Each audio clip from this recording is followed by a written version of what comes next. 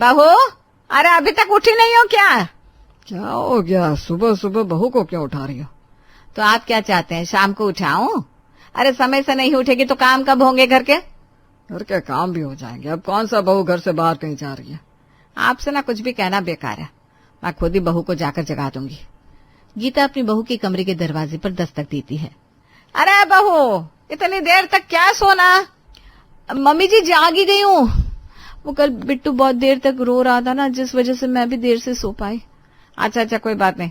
सुन, अब जल्दी से किचन में जाकर नाश्ता बना दे, फिर मेरे पास एक बहुत जरूरी काम है। ठीक है मम्मी जी, पहले चिंटू को जगा दो, नहीं तो स्कूल के लिए लेट हो जाएगा। अरे बहू, क्या हो गया है तुझे? कल से तो चिंटू के विंटर वेकेशन लग गया और तू उसे जगाने जा रही है। अरे मम्मी जी, मैं भी ना भूल ही गई थी बिल्कुल। चल ठीक है, अब नाश्ता बना दे, तेरे ससुर जी बहुत देर से भूखे बैठे हैं। जी मम्मी जी। रीचा किचन में जाकर नाश्ता बनाने लगती है और पानी में हाथ डालते ही उसे एहसास होता है कि अब ठंड का मौसम बहुत अच्छे से आ चुका है। उसने नाश्ता बनाकर सबको दिया और अपनी सास के पास आई। बना दिया नाश्ता मम्मी जी, बताइए क्या काम है? हाँ बहू, तो ना एक्स्ट्रा रजाई गद्दे निकाल कर धूप में डाल दे आज। एक्स्ट्रा पर किसके लिए? अरे मेरी बेटी आ रही है इसलिए। अच्छा अच्छा मम्मी जी, और कुछ? और हाँ, बबलू के लिए बच्चों के कमरे में बिस्तर लगा देना। पिछली बार कैसे नाराज हो रहा था ना कि नाना के साथ सुला दिया मुझे। हाँ मम्मी जी, इस बार तो बिट्टू और चिंटू साथ में ही सोए गए। वैसे कब तक आ रही है ननद जी? कल शाम तक आ जाएगी। तो फिर मैं अभी जाकर रजाई धूप में लगा देती हूँ। रीचा अपनी ननद के आने की तैयारी करने लगती है और अगली शाम तक उसकी ननद प्रिया भी उसके मायके आ जाती है। मम्मी, अरे मेरी बच्ची आ जा। लो बेटी अभी दरवाजे पर ढंग से आई भी नहीं और दोनों का प्यार सारे ताले तोड़कर निकल पड़ा। मेरी बेटी घर आई, बड़े दिनों बाद आई, मेरी बेटी घर आई। अरे अरे मेरी कोयल, गाना बंद करो और जाकर उसे अंदर ले लो, नहीं तो दरवाजे पर ही रह जाएगी वो। हाँ, अभी जाती हूँ। प्रिया के आने से सभी खुश थे और सबसे ज्यादा खुश तो चिंटू था। आखिर उसका भाई बबलू जो आ गया था। भाई पूरे 1 महीने की छुट्टी मिली है मुझे। अरे वाह, क्या बात है, फिर तो हम बहुत मजे करेंगे। आइए नाना जी, अंदर आइए। इन लोगों की प्लानिंग शुरू भी हो गई। हाँ भाभी, ये तो पूरे रास्ते कहता आया था, चिंटू के साथ ये करूंगा, चिंटू के साथ वो करूंगा। चिंटू, जाओ बबलू को कमरे में ले जाओ और बिट्टू का ख्याल रखना। बच्चे कमरे में खेलने चले जाते हैं और रीचा अपनी ननद का सामान उसके कमरे में रखने चली जाती है। इस बार तो बहुत देर में आई। सर्दियां तो कब की शुरू हो गई थी। मुझे तो तेरी चिंता खाए जा रही थी, कहीं बीमार ना हो जाए तू। अरे मम्मी क्या बताओ, इस बार ना टिकट देर से मिले। चल कोई बात नहीं, अब आराम से यहाँ रह और सर्दियां काट। मैं आपके लिए नाश्ता लेकर आती हूँ। अरे नहीं भाभी, अब नाश्ता क्या ही बनाओगी, रात का खाना ही बना दो डायरेक्ट। अरे क्यों, इतनी दूर से आई है, सफर में भूख तो लगी गई होगी। बहू तू एक काम कर, गर्मा गर्म समोसे तल ले और खाना बाद में बना लेना। ठीक है मम्मी जी।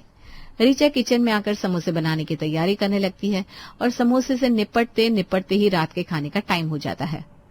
मम्मी जी अब खाने में क्या बनाऊं? ऑलरेडी समोसे से पेट भरा हुआ है सबका। पेट भरा है?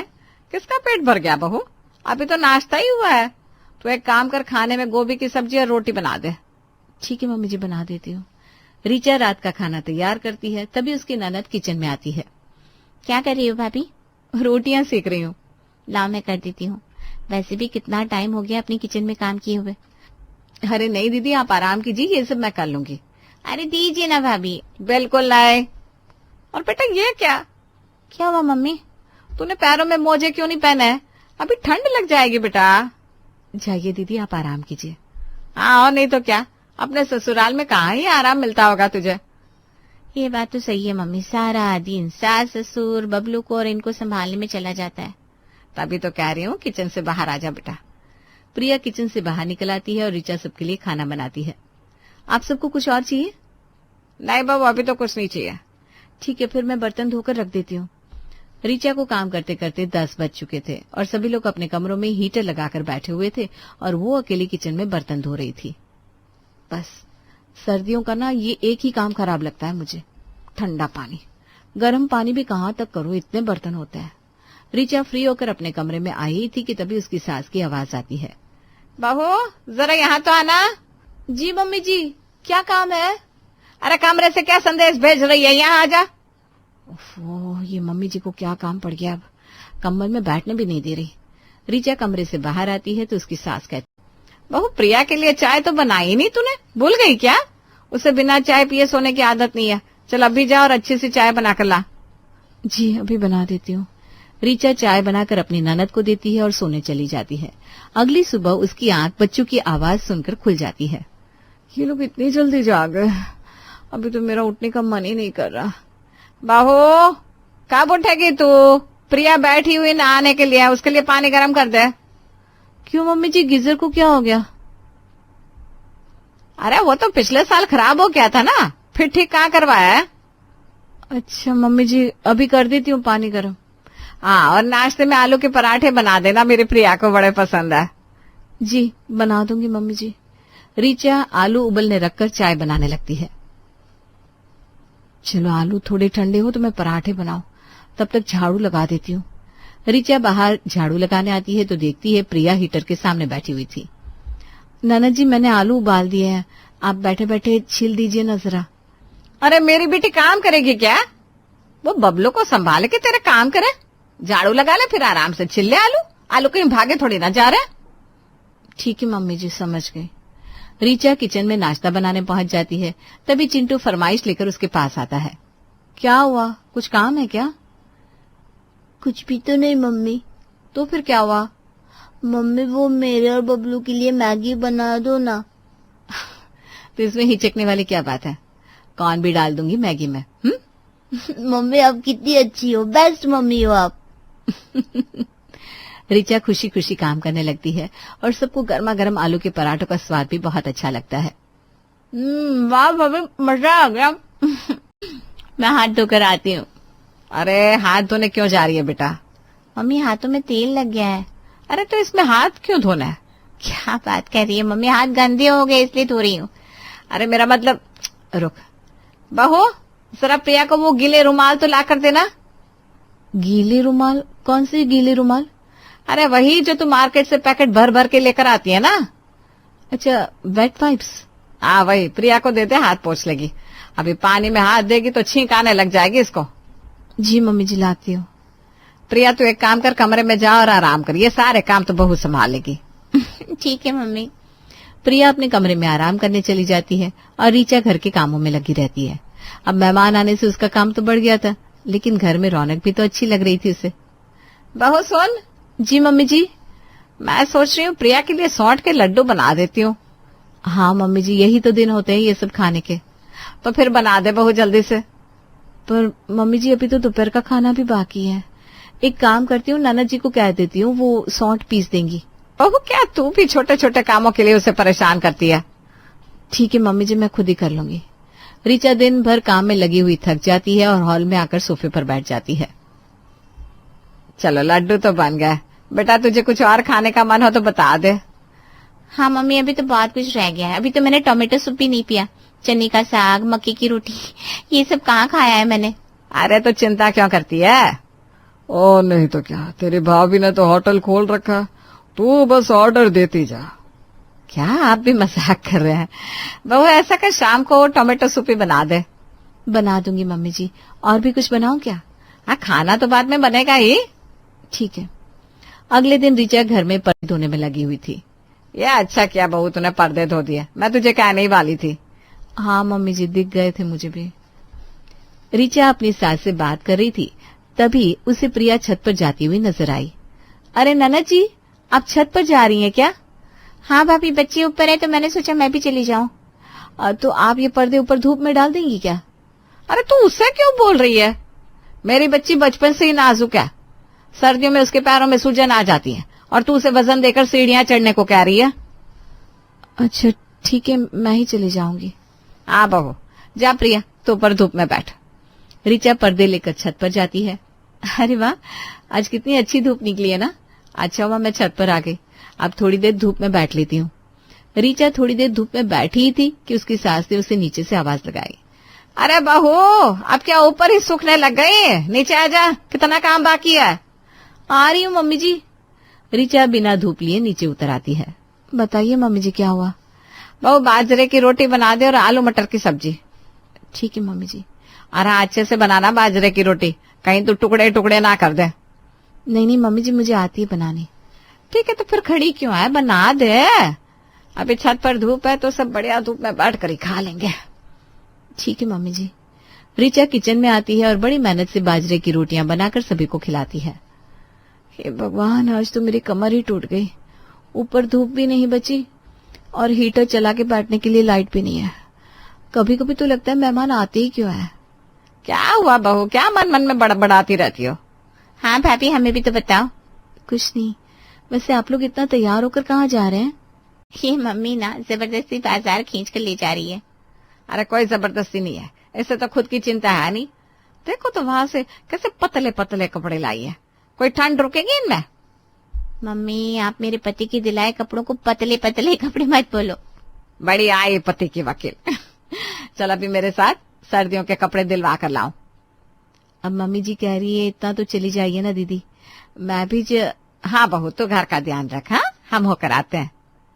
ठीक है मम्मी जी। गीता ऋचा को छोड़कर चली जाती है। मम्मी, वो बबलू कह रहा है कि उसे सैंडविच खाना है। अभी बना देती हूँ बेटा। और मम्मी चीज बॉल्स भी। और कुछ भी हो तो आज ही बता दो तुम लोग। मम्मी अभी तो याद नहीं है, जब आएगा तो बता देंगे। ठीक है, सैंडविच बना देती हूँ।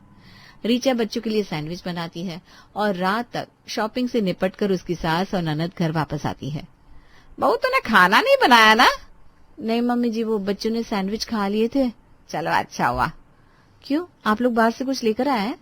अरे नहीं नहीं, अब तू खाना बना ले, गर्मा गर्म ही खा लेंगे, वैसे सर्दी बहुत हो रही है। हाँ ठीक है, अभी बना देती हूँ। ऋचा 10 बजे किचन में खाना बनाने जाती है और 12 बजे फ्री होकर बाहर निकलती है। सर्दी में लगे रहने की वजह से उसे छींकें आने लगती है। हे भगवान, अब मुझे जुकाम मत देना। अगली सुबह तक ऋचा की हालत जुकाम से खराब हो जाती है। क्या हुआ बहू, सर क्यों बांध रखा है? मम्मी जी, वो सर्दी लग गई। अरे बहू, कपड़े पहन कर रहा करना। हाँ मम्मी जी, अब ध्यान रखूंगी। ऋचा बात कर रही थी तभी प्रिया को खांसी आने लगती है। अरे क्या हुआ बेटा, तू ठीक है ना? हाँ मम्मी, वो बस धूल चली गई थी थोड़ी। अरे बहू, तुझे खिड़की बंद करने का ध्यान भी नहीं रहा जरा भी। अब देख, एलर्जी हो गई ना प्रिया को। नहीं मम्मी, एलर्जी नहीं है, वो बस। अरे तू चुप रह, कभी अपना ख्याल नहीं रखती, इसलिए मैं तुझे यहाँ बुला लेती हूँ सर्दियों में। अगर वहां रही तो तेरी सास तो बीमार ही कर देगी तुझे। अरे इतनी भी बुरी नहीं है समधन जी। आपको बड़ा जल्दी बुरा लग गया समधन जी का नाम लिया तो। मैं तो बस एक बात कर रहा था, उसकी तारीफ थोड़ी ना किया। अरे मम्मी पापा मजाक कर रहे हैं क्या आप ही? हाँ और नहीं तो क्या, मजाक भी नहीं समझती हो तुम तो। मम्मी जी, आज क्या बनाऊं खाने में? अरे आज तो बाहर से मंगा लो, बहू की तबीयत खराब हो रही है। बाहर से मंगा कर पैसे क्यों खर्च करने, और बाहर से आते आते खाना ठंडा हो जाएगा। ठीक है, जो अच्छा लगे वो करो, मैं कुछ नहीं बोलूंगा। हाँ पापा, आप रसोई के मामलों से दूर रहो और खाना खाओ। मनोहर उठकर चले जाते हैं और ऋचा किचन में खाना बनाने लगती है। लगता है डॉक्टर के पास जाना ही पड़ेगा, मेरा तो सिर ही दर्द से फटा जा रहा है। अरे बहू, मसाले जला दिए क्या? जल्दी गैस कम कर। हाँ मम्मी जी। ऋचा जैसे तैसे करके खाना बनाती है और कमरे में आती है। थकान की वजह से बिस्तर पर लेटते ही सो गई। भाभी नहीं दिख रही है, कहीं गई है क्या? पता नहीं, शाम की चाय का भी कोई अता पता नहीं है, खाने का भी कुछ होश नहीं है। ऐसे भी क्या सर्दी लग रही है जो सोने चले गए? अरे तो दिन भर से तो कुछ न कुछ खाने में लगे हुए हो, अगर बहू ने थोड़ा आराम कर लिया तो क्या हो गया? आप ना घर के मामलों में मत बोला करो। बिट्टू, जा मम्मी को जगा करा। ठीक है दादी। बिट्टू ऋचा को जगाने जाता है। मम्मी उठो, मम्मी, ओ मम्मी। अरे क्या हुआ, गाना क्यों गा रहा है? दादी बाहर बुला रही है। हाँ आ रही हूँ मम्मी जी। ऋचा कमरे से बाहर आती है। क्या बहू, सब काम छोड़कर सोने चली गई? नहीं मम्मी जी, वो तबीयत खराब लग रही थी थोड़ी। इतने से जुकाम में तेरी हालत खराब हो गई? नहीं मम्मी जी, ठीक हूँ मैं। तो भाभी आज कचौड़ियां बना दो ना। ठीक है, बना देती हूँ। ऋचा खाना बनाती है और बर्तन धोने के लिए जैसे ही पानी में हाथ डालती है। ओह, ये पानी की टंकी की लाइन हिमालय में किससे जोड़ दी? बड़ा अच्छा मजाक कर लेती है भाभी आप। अरे आप यहाँ क्या कर रही हैं? मैं तो ये बर्तन रखने आई थी। अच्छा अच्छा। ऋचा काम निपटाकर अपने कमरे में जा रही थी कि उसकी सास ने आवाज दी, बहू आज फिर चाय भूल गई तू? अभी बनाकर लाती हूँ मम्मी जी। बहू तू बैठ, मैं चाय बनाता हूँ। अरे आप क्यों बनाने जा रहे हैं? बहू है ना। बहू है तो इसका मतलब यह नहीं कि उसे ठंड नहीं लग रही। उसे सर्दी नहीं लगती क्या? सारी सर्दियां तुम्हारी बेटी के लिए आई है, बहू के लिए तो अभी भी गर्मी का मौसम है ना। अरे वो बात नहीं है, अपनी बेटी को तो आप जानते हो ना कितनी नाजुक है। अपनी बेटी के बारे में भी जानता हूँ, लेकिन किसी और की बेटी जो हम लाए हैं उसका ध्यान भी तो हमें ही रखना पड़ेगा। तुम लोग तो बस उसके सर पर नाच रहे हो। वो कुछ बोलती नहीं, इसका मतलब ये नहीं कि उसे तकलीफ नहीं होती। मनोहर की बात सुनकर गीता और प्रिया के सर झुक जाते हैं और अगले दिन ऋचा जब उठती है तो देखती है उसकी ननद झाड़ू लगा रही थी। ये देखकर वो मन ही मन खुश हो जाती है। माँ, अपनी नई बहू को आशीर्वाद दो। रेशमा अपनी सास सविता के पैर छूने जाती है, मगर सविता पैर पटकते हुए पीछे हो जाती है। अरे जाओ जाओ, इतने छोटे और गरीब घर की बहू कैसे चाहिए थी? तेरी वजह से पूरे मोहल्ले में मेरी थू थू हो गई। माँ, ये तुम क्या कर रही हो? सही तो कह रही हो। आखिर ये रेशमा क्या लाई है अपने झोपड़पट्टी वाले मायके से? रेशमा बहुत देर से खड़ी होकर अपनी बेइज्जती सुन रही थी, मगर अब उससे रहा नहीं जाता और वो बोल पड़ती है। माँ जी, आपके बेटे ने ही मुझे पसंद किया है और मैं अपने मायके से भले कुछ सामान ना लाई हूँ मगर संस्कार जरूर लाई हूँ। इतना कहकर रेशमा गुस्से में अपने कमरे में चली जाती है। देखो तो जरा कैसे पटर पटर जबान चल रही है इस लड़की की। ये झोपड़पट्टी वाली लड़कियां ना ऐसी होती है, पाए तो हमें बेच खाए। कैसी बात कर रही हो माँ? रेशमा दिल की बहुत साफ है। अहम भी रेशमा के पीछे पीछे चला जाता है। सविता गुस्से में कहती है, अब तो मेरा बेटा भी मेरे हाथ से निकल रहा है, पता नहीं इस घर का क्या होगा। सविता के मन में तो रेशमा के लिए नफरत भरी थी, जबकि उधर रेशमा अपने पति से कहती है, सुनिए जी, लगता है मैंने मम्मी जी को कुछ ज्यादा ही बोल दिया। अरे तुम ज्यादा मत सोचो रेशमा, बाद में कुछ करके मम्मी को मना लेना, वो भी दिल की बुरी नहीं है। ठीक है, मैं कैसे भी उनका दिल जीत ही लूंगी। हाँ, लेकिन रेशमा को नहीं पता था उसकी सास के दूसरे ही इरादे थे। सविता अहम की मौसी और बुआओं से मिलने का प्लान बनाती है। अरे सविता, आखिर वो लड़की तेरे घर में बहू बनकर आ ही गई ना। हमने अहम को कितना समझाया था उससे शादी ना करे। हाँ, मगर ये अहम के सर पर तो प्यार का भूत सवार था। कैसी गरीब भिखारन को उठाकर घर ले आया और घर में घुसते ही उसका मुंह देखो तो लगता है जैसे कोई बाई है। अब कर भी क्या सकते हैं, अब जैसी भी बहू आई है सविता को उसे स्वीकार तो करना ही पड़ेगा। अब इस जन्म के लिए तो वही इसकी बहू है।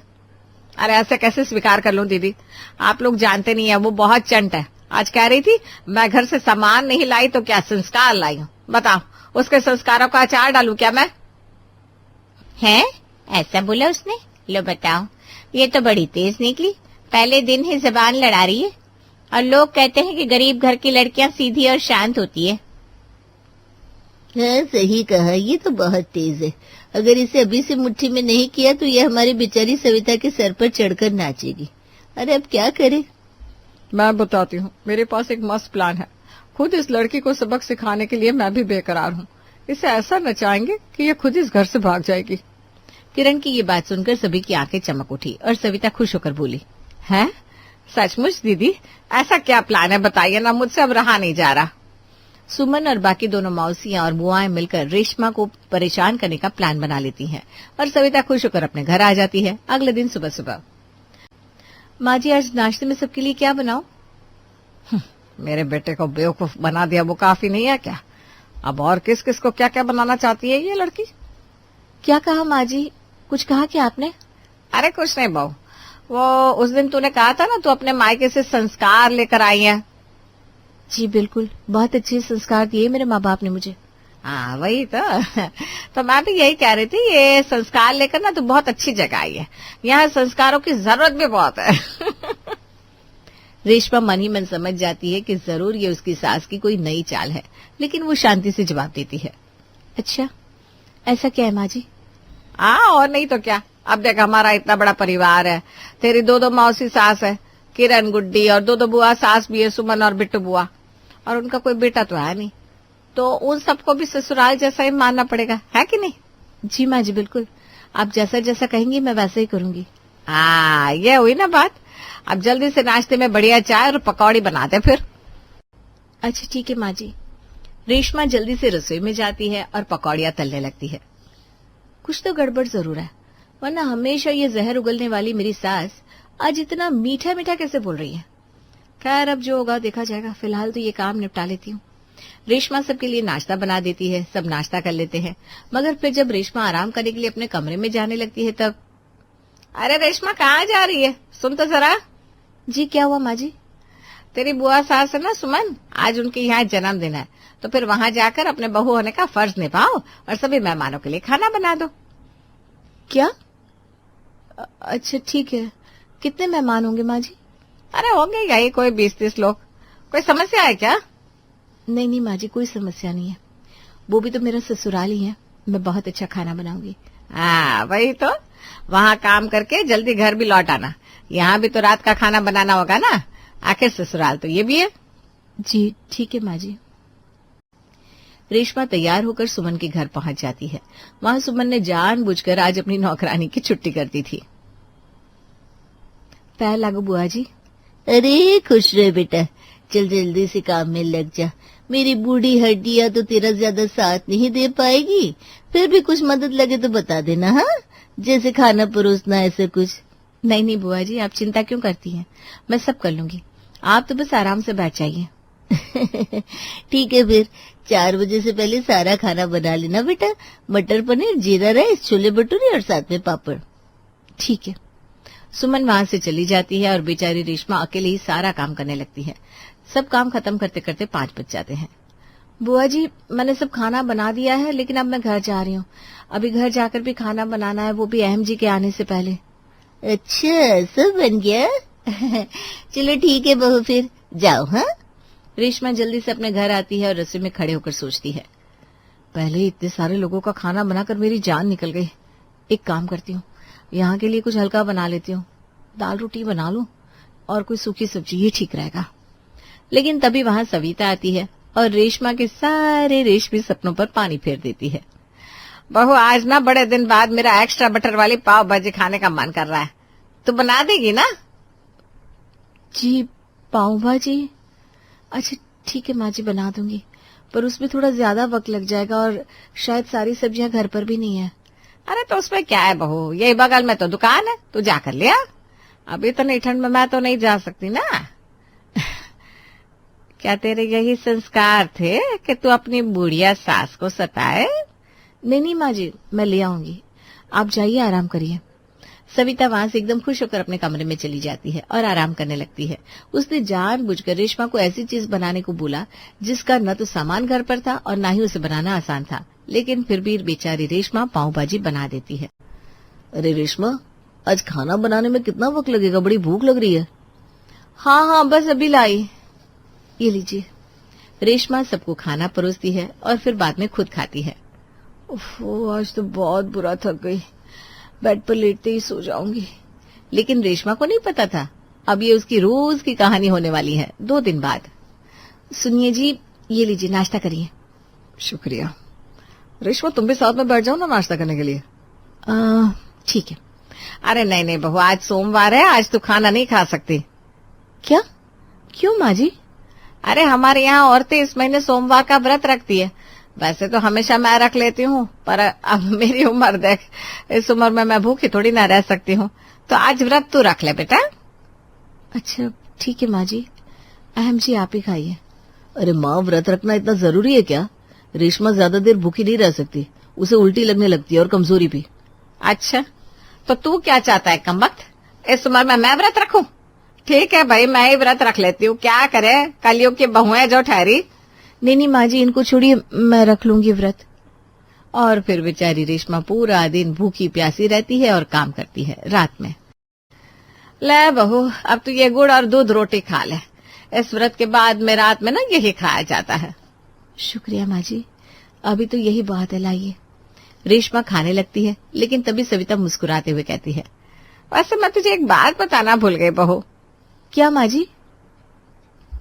वो दरअसल तेरी मौसी सास है ना, गुड्डी मौसी, उनके यहाँ यही व्रत कल रखा जाता है, और वो भी तेरा ससुराल है, तो कल भी तुझे व्रत रहना पड़ेगा उनके घर जाकर।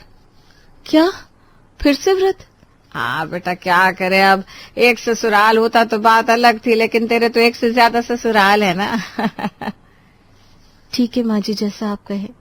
बेचारी रेशमा फिर से हाँ बोल देती है, मगर वो जितना हाँ हाँ कर रही थी, उसकी सभी सासें मिलकर उसे 2 गुना उसे तंग कर रही थी। एक दिन तो सविता रेशमा को सुबह 3 बजे उठा देती है। बहू, ए बहू, जरा जल्दी उठ जा। जी माँ जी, बताइए क्या हुआ? सुबह के 3 बजे कौन सी आफत टूट पड़ी? अरे मैंने बताया था ना, तेरी बुआ सास बिट्टू के घर वाले आज तीर्थ यात्रा पर जा रहे हैं।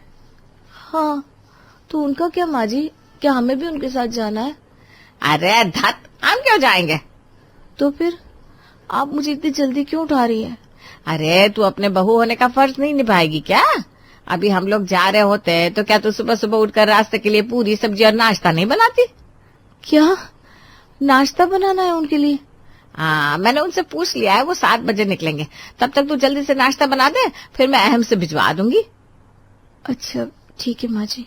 बेचारी रेशमा रसोई में जाती है और आधी नींद में पूरी सब्जी और नाश्ता बनाने लगती है। सब कुछ करते करते उसे 7 बज जाते हैं। ये लीजिए माँ जी, नाश्ते के टिफिन बॉक्स तैयार है। लाओ लाओ, अभी अहम जाएगा तो उसके हाथ भिजवा दूंगी। ठीक है माँ जी। इसी तरह से हर रोज सविता रेशमा को किसी न किसी के घर में काम में लगा देती। कभी बिट्टू बाव के घर खाना बनाना है, कभी त्योहार में गुड्डू मौसी के घर जाकर मेहमान नवाजी करवाओ। रेशमा की सभी सासें मिलकर उससे बहुत काम निकलवा रही थी। लेकिन एक दिन रेशमा गुस्से में सोचती है, बस अब बहुत हो गया, मैं सब जानती हूँ इन सब सासों की चाल। एक नहीं 50-50 ससुराल बना दिए मेरे, कभी इधर काम करो कभी उधर। ये सब मेरे गरीब होने का और अहम जी के लव मैरिज करने का बदला ले रही है, सब समझती हूँ मैं भी। लेकिन रेशमा को समझ में नहीं आ रहा था कि आखिर वो करे तो क्या करे। बहुत सोचने के बाद उसे ख्याल आता है, हाँ अब इन सब ने बहू का तो बहुत फायदा उठा लिया, लेकिन अब ये बहू भी तो अपने 50-50 ससुराल का थोड़ा फायदा उठा ले। ये सही रहेगा। अगले दिन मकर संक्रांति का त्योहार था और रेशमा सुबह सुबह एकदम अच्छे मूड में उठती है। जैसे ही वो रसोई में जाती है, सविता कहती है, अरे बहू उठ गई, एक काम कर, सबके लिए नाश्ता बना दे और फिर। हाँ मम्मी जी, आप टेंशन क्यों लेती हैं, मुझे सब याद है। आज मकर संक्रांति है तो सबके घर जाकर तिल के लड्डू बनवाने होंगे, आप चिंता मत करिए, मैं चली जाऊंगी।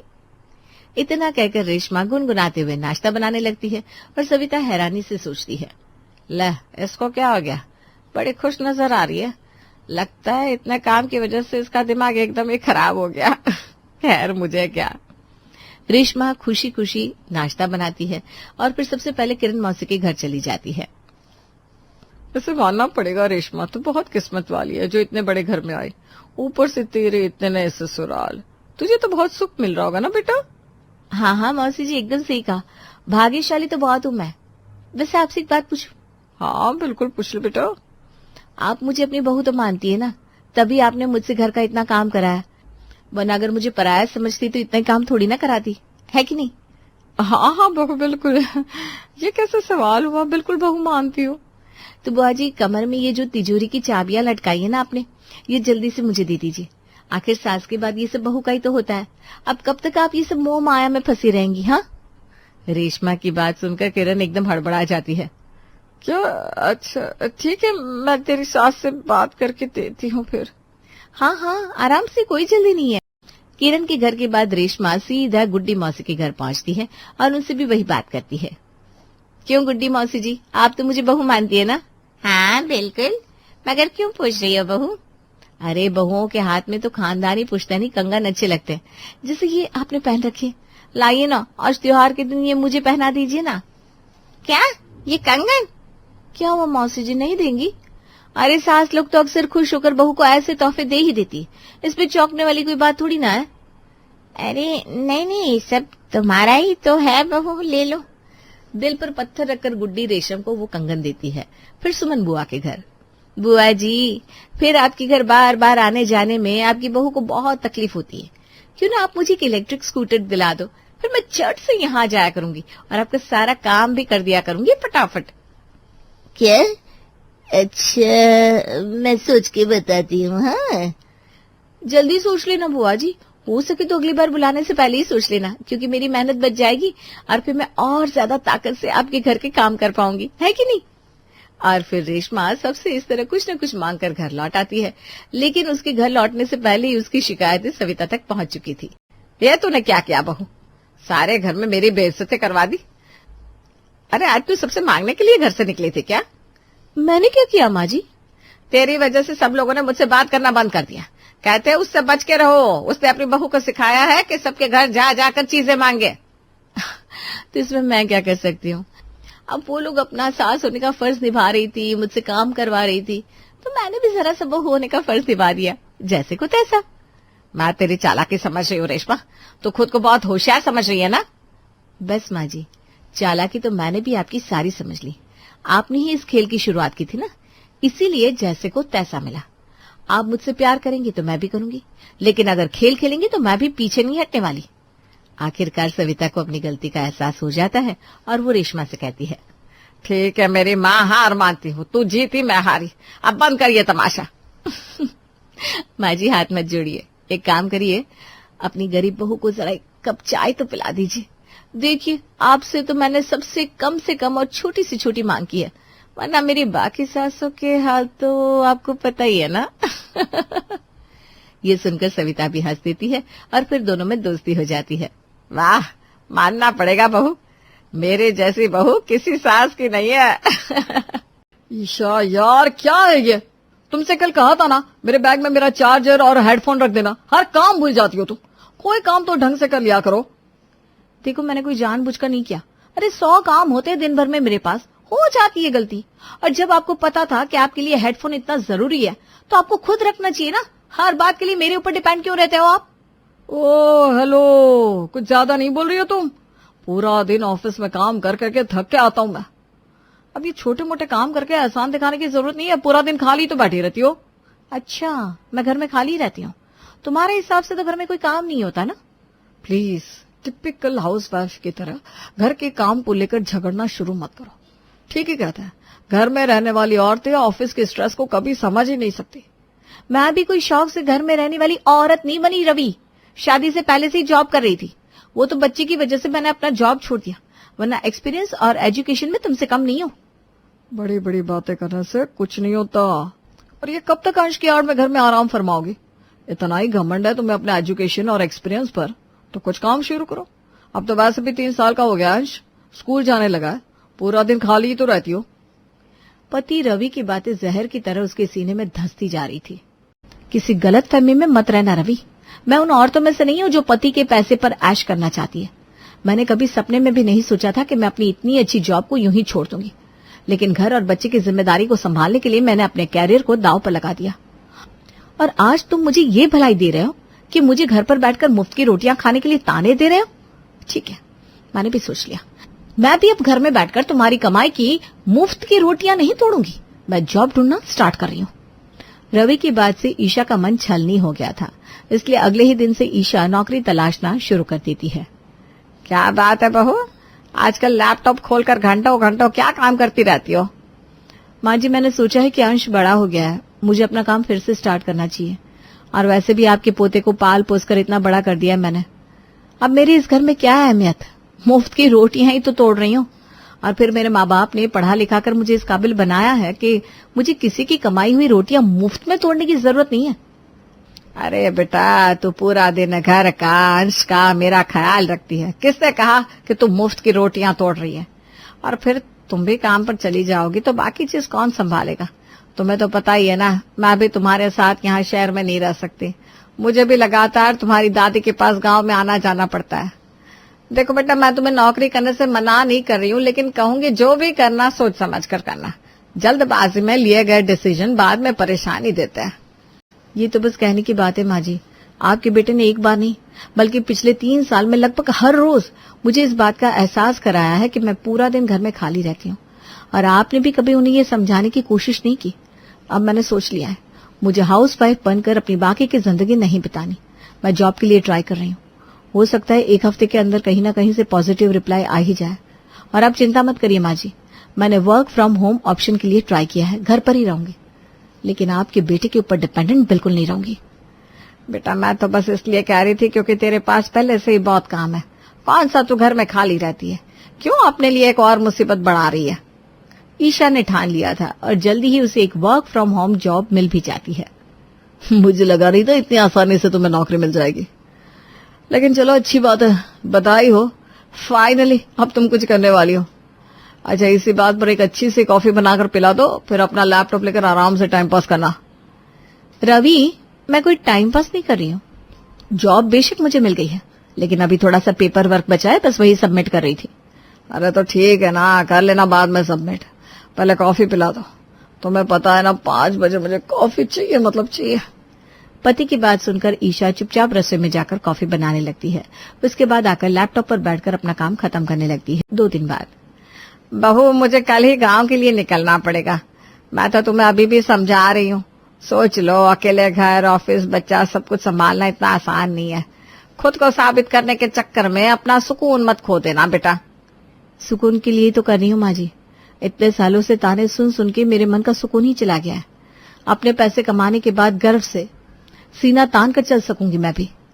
2 दिन बाद शीला गांव के लिए निकल गई और यहाँ पर बहू ईशा, 3 साल के बेटे अंश, पति रवि और घर की जिम्मेदारियों के बीच में अकेली रह गई थी।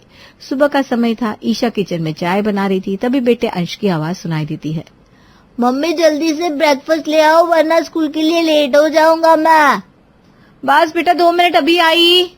चाय को गैस पर छोड़कर ईशा बेटे का नाश्ता लेकर हॉल में जाती है। मम्मा आप खिला दो ना प्लीज, वैसे भी स्कूल बस का टाइम हो रहा है। अंश बेटा बहस मत करो, जल्दी जल्दी नाश्ता खत्म करो, मम्मा के पास किचन में बहुत सारे काम है। इतना कहकर ईशा रसोई की तरफ जाने लगती है। आपको पता है ना मुझसे जूते के फीते नहीं बनते। बेटे की बात सुनकर ईशा जल्दी जल्दी उसे जूते पहनाने लगती है। तभी उसे पति रवि की आवाज सुनाई देती है। एक कप चाय बनाने में कितना टाइम लगता है यार तुमको, कैसे पत्नी हो तुम? इतने साल हो गए शादी को, अभी तक ये समझ में नहीं आया कि सुबह मुझे बेड टी चाहिए होती है। आ रही हूँ रवि, मेरे भी भगवान ने 2 ही हाथ दिए हैं। कमरे में बैठकर औरतों के काम पर लेक्चर देने की बजाय बाहर आकर थोड़ा सा काम में मदद करवा दोगे ना, तो सबका काम समय पर हो जाएगा और थोड़ा आसानी से भी हो जाएगा। ये लो, जरा सा काम होता है घर का, उसे करने को भी 4 लोगों की हेल्प चाहिए। पति की बातें सुनने के बाद ईशा को समझ में आ गया था कि रवि को कुछ भी समझाने का कोई फायदा नहीं। इसलिए बेटे के जूते के फीते बांधने के बाद ईशा रसोई की ओर दौड़ लगा देती है। वहां उसे दिखाई देता है कि चाय पककर लगभग आधी हो चुकी थी। ये लो, जितनी देर में अंश को तैयार किया उतनी देर में यहाँ चाय जलकर आधी भी हो गई। दूध बढ़ाकर रवि को दे देती हूँ, वरना एक बार फिर से टेप रिकॉर्डर चालू हो जाएगा। ईशा अभी चाय छान रही थी कि उसका फोन रिंग करने लगता है। मिस ईशा, कल रात को जो आपने पीपीटी भेजी थी उसमें कुछ चेंजेस है, अब जल्दी से करके भेज दीजिए। 9:30 पर वीडियो कॉल रहेगा, आपको अटेंड करना है। ये सर, मैं अभी पीपीटी को एक बार फिर से चेक कर लेती हूँ और आपको मेल कर देती हूँ। Anything else sir? नो। कितनी देर पहले तुमसे चाय मांगी थी? अब क्या सूखी चाय आंखों के आगे रखकर चली जाओगी तुम? जानती हो ना खाली चाय नहीं पीता हूँ मैं। अरे बाबा, आ रही हो ना, ये रही तुम्हारी चाय। और हाँ, हर समय इस तरह से ना शोर मत मचाया करो रवि, अच्छा नहीं लगता। मेरे बॉस कॉल पर थे, सुन रहे होंगे तो क्या सोच रहे होंगे। ये लो, 4 दिन हुए नहीं जॉब करते हुए, और अब ये मुझे सिखाएगी बॉस के सामने क्या बोलना चाहिए क्या नहीं। और तुम्हारे बॉस को क्या प्रॉब्लम होगी? मैंने जो कहा अपनी पत्नी से कहा। तुम ऐसा करो, अपनी कंपनी से पहले ही इन्फॉर्म कर दो कि 9 बजे से पहले किसी भी तरह का कॉल तुम अटेंड नहीं करोगी, और ना ही मेरे ऑफिस से लौटने के बाद अटेंड करना है। जो करना है दोपहर में करो, टाइम पास। ये कैसी बेहूदी बातें कर रहे हो? अरे ऑफिस क्या अब मेरी शर्तों पर चलेगा? और मैंने तो तुमसे कभी नहीं कहा कि ऑफिस से आने के बाद तुम सिर्फ घर पर ध्यान दोगे और अपने टीवी और मोबाइल की तरफ मुड़कर भी नहीं देखोगे। तुम भी तो अपना लैपटॉप लेकर घंटों घंटों उसे ताकते रहते हो ना।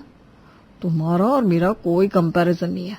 अरे मैं आदमी हूँ, 4 तरह की टेंशन होती है मुझे, और मैं जॉब करता हूँ। तुम्हारी तरह घर में बैठकर लैपटॉप पर उंगलियां नहीं हिलाता। और प्लीज ईशा, अपनी जॉब में और मेरी जॉब में कोई कंपैरिजन करने की जरूरत नहीं है, क्योंकि कोई कंपैरिजन है ही नहीं। ईशा ने अपने पति रवि की बातें सुनी तो गुस्से से उसका खून खौल उठा, लेकिन वो जानती थी इस घर में पति रवि के साथ बहस करने का मतलब कुछ भी नहीं निकलने वाला। रवि, तुम्हारा हो गया है तो मैं जल्दी जल्दी रसोई का काम निपटा लूं। 9:30 बजे से मेरी एक मीटिंग है। तभी तो मैं नहीं चाहता था ना कि तुम नौकरी करो। ऐसा ही होता है, तुम लड़कियां छोटी सी नौकरी करने लग जाती हो ना तो तुम्हारे भाव ऐसे ही बढ़ जाते हैं, जैसे कहीं की रानी महारानी हो। अरे ऑफिस के लिए मेरा टिफिन नहीं बनाया, घर में तमाम काम पड़ा है, और तुम्हें ऑफिस में मीटिंग लेने की पड़ी हुई है। मैं कह रहा हूँ छोड़ो ये जॉब, बोल दो तुमसे नहीं हो पाएगा। अच्छा, जब तक मैं जॉब नहीं करती थी तो तुम्हें इस बात की प्रॉब्लम थी कि मैं घर में बैठकर मुफ्त की रोटियां तोड़ रही हूँ। अब जब मैं ऑनलाइन काम करके 4 पैसे कमाना चाह रही हूँ तो भी तुमसे बर्दाश्त नहीं हो रहा। ईशा, तुम्हें नौकरी करनी है तो करो, लेकिन हम लोगों के काम के साथ कॉम्प्रोमाइज करोगे तो मैं नहीं चलाऊंगा। ईशा ने अपना काम शुरू कर दिया था। उसे सुबह 9:30 बजे से अपना लैपटॉप ऑन करके काम स्टार्ट करना पड़ता था और पति रवि को भी लगभग उसी समय ऑफिस जाना होता था, सुबह के समय। जल्दी से दूध ले लो। अरे बीवी जी, कितनी देर से घंटी बजा रहा हूँ, कोई सुन रहा है कि नहीं? हाँ भैया, 1 मिनट रुको, आ रहे हैं हम। इधर ईशा जल्दी जल्दी सब्जी बना रही थी। एक कान पर फोन लगा हुआ था, दूसरी तरफ दूध वाला लगातार घंटी बजा रहा था। ईशा, अभी के अभी मेरे कमरे में आकर मेरे मोजे ढूंढ कर दो, वरना अच्छा नहीं होगा। पता नहीं कैसे घर संभालती हो, तुम्हारे हाथ का रखा हुआ एक सामान नहीं मिलता। नौकरी करने चलिए मैडम, घर संभलता नहीं इनसे। अब रोज रोज तुम्हें ये बात बतानी पड़ेगी क्या कि सब सामान अच्छे से अरेंज करके रखा करो। इधर पति रवि लगातार गुस्से में बड़बड़ा रहा था। उधर दरवाजे पर दूध वाला बार बार घंटी बजाकर याद दिला रहा था कि उसके हाथ से दूध लेना है।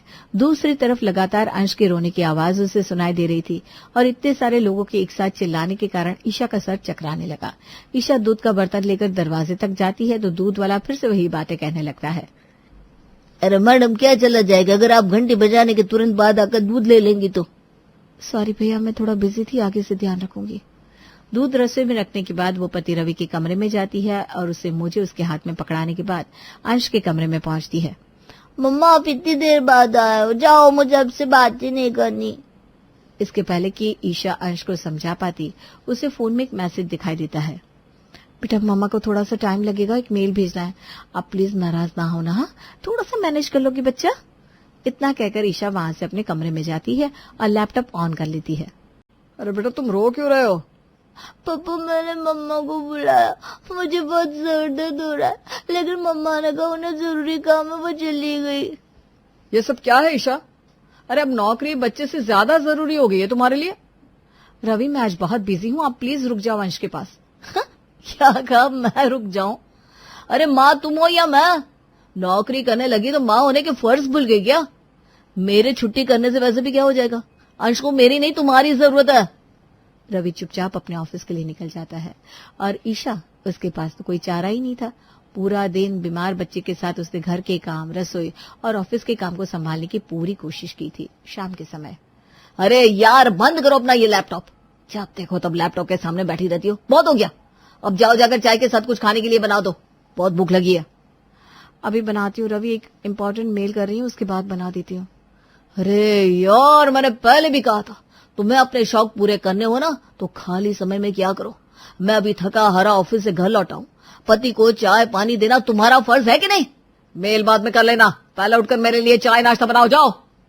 देखो रवि, बहुत इंपॉर्टेंट मेल है, आप ऐसा करो ना, प्लीज चाय रख दो, मैं अपना मेल खत्म करके चाय छान लूंगी, उसके बाद कपड़े चेंज कर लेना।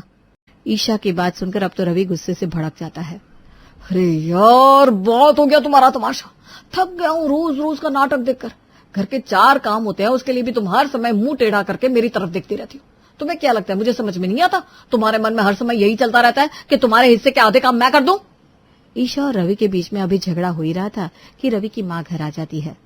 अच्छा हुआ माँ तुम आ गई, मैंने तुम्हें बताया था कि आजकल तुम्हारी बहू का घर गृहस्थी में मन ही नहीं लगता। अब तुम ही बात करो इससे। बहू, ये क्या सुन रही हूँ मैं? मैंने तुम्हें समझाया था ना कि नहीं हो पाएगा मैनेज, मत करो जॉब। वही तो इसे समझाने की मैं कोशिश कर रहा हूँ, लेकिन इसे समझ में नहीं आता।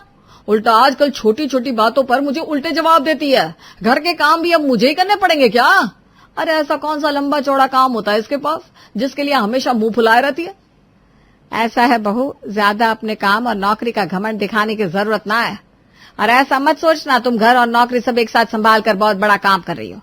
ठीक है, आज से तुम सिर्फ अपनी नौकरी पर ध्यान दो। 2-4 काम होते हैं घर के, वो मेरा बेटा संभाल लेगा। क्यों, ठीक कहा ना बेटा रवि? ये क्या बात कर रही हो मम्मी आप? अच्छा ठीक है, संभाल लूंगा मैं और दिखा दूंगा इसे ऐसा कोई लंबा चौड़ा काम होता नहीं है घर में जिसके लिए पूरा घर सर पर उठाए रहती है ये। अगले दिन सुबह, जल्दी करो, दूध ले लो। पापा, मेरा नाश्ता, मेरी यूनिफॉर्म का है, जल्दी करो वरना मैं लेट हो जाऊंगा। अरे बेटा जल्दी से चाय दे दे, मेरे तो सर में दर्द हो गया है। पापा, अपने टिफिन ने बनाया? अब बस 2 मिनट बेटा, तभी रवि का फोन बजने लगता है। बस यही कमी रह गई थी, बॉस को भी अभी फोन करना था। रवि बॉस से बात कर रहा था कि उतनी देर में उसके ब्रेड टोस्टर में रखे रखे जल जाते हैं और चाय उबलकर गैस पर बिखर जाती है। अरे बेटा आज चाय मिलेगी कि नहीं? पापा टिफिन। अरे बस करो सब लोग, बस करो। पागल हो जाऊंगा, सब एक साथ चिल्ला रहे हो। मैं इंसान हूं या मशीन? इतना ओवर रिएक्ट करने की क्या जरूरत है बेटा? अभी से हार जाओगे तो क्या होगा? थोड़ा हिम्मत से काम लो, धीरे धीरे आदत हो जाएगी। अभी पहली बार काम कर रहे हो ना, इसलिए ऐसा फील हो रहा है। ब्रेकफास्ट बनाना, उसके बाद सबके लिए लंच बनाना, दोपहर में अर्श को स्कूल से लेकर आना, फिर उसे खाना खिलाना और सुलाने के बाद दोपहर में 3 बजे जब रवि अपने कमरे से बाहर आया तो उसकी शक्ल पर 12 बजे हुए थे। बेटा मैं क्या कह रही थी, वो कपड़े पड़े हुए आयरन कर लेना। अब अगर इस समय नहीं करेगा तो फिर टाइम नहीं मिल पाएगा ना। बस भी करूं माँ, मैं सुबह से नॉन स्टॉप काम किए जा रहा हूँ। अरे वर्क फ्रॉम होम लिया था मैंने, लेकिन मजाल है जो लैपटॉप खोलने का मौका भी मिला हो मुझे। ऑफिस से बॉस के कॉल पर कॉल आया जा रहा है, लेकिन घर का काम है कि खत्म होने का नाम ही नहीं लेता। अब जाकर अंश को सुला कर आया हूं, तो अब आप कह रही हो कि मैं जाकर कपड़े आयरन कर लूं? अरे पूरा दिन घर के काम करता रहूंगा तो ऑफिस के काम कब होंगे? क्या हुआ बेटा, ऐसा क्यों कह रहा है? घर में काम ही कितने होते हैं, छोटे मोटे काम होते हैं, उसके लिए इतना ओवर रिएक्ट करने की क्या जरूरत है? यही कहा था ना तुमने। मुझे अपनी गलती समझ में आ गई है माँ, मुझे ऐसा नहीं कहना चाहिए था। I am really sorry. बेटा माफी मुझसे नहीं, अपनी बीवी से मांग। दिन रात पूरे परिवार के पीछे भागने के बाद भी आखिर आज तक तूने उसे अप्रिसिएशन नहीं दिया, सिर्फ ताने दिए हैं। और अब जब वो दोहरी जिम्मेदारी निभा रही है, आधी आधी रात तक ऑफिस का काम निपटाती है, सुबह जल्दी उठकर घर के काम करती है, उसके बाद भी तुम उसे सिर्फ और सिर्फ ताने दे रहे हो। माँ की बातें सुनकर रवि बहुत शर्मिंदा था। माँ बिल्कुल ठीक कह रही है ईशा, मुझे माफ कर दो। मुझे तुम्हारे साथ इस तरह से बात नहीं करनी चाहिए थी। मैंने तुम्हें कितना कुछ कहा, हमेशा तुम्हारे काम को छोटा समझा, उसके बाद भी तुमने मुझे बहुत बर्दाश्त किया। आज तक मैंने जो कुछ भी किया उसके लिए दिल से सॉरी। और हाँ, तुम्हें ना तो नौकरी छोड़ने की जरूरत है और ना ही घर के काम में अकेले सर खपाने की। घर के काम अब से हम दोनों मिलकर किया करेंगे, ठीक है ना? और इस तरह रवि ईशा की घर के कामों में मदद करने लगता है और पहाड़ जैसे लगने वाली घर की जिम्मेदारियां अब बहुत आसान हो जाती है।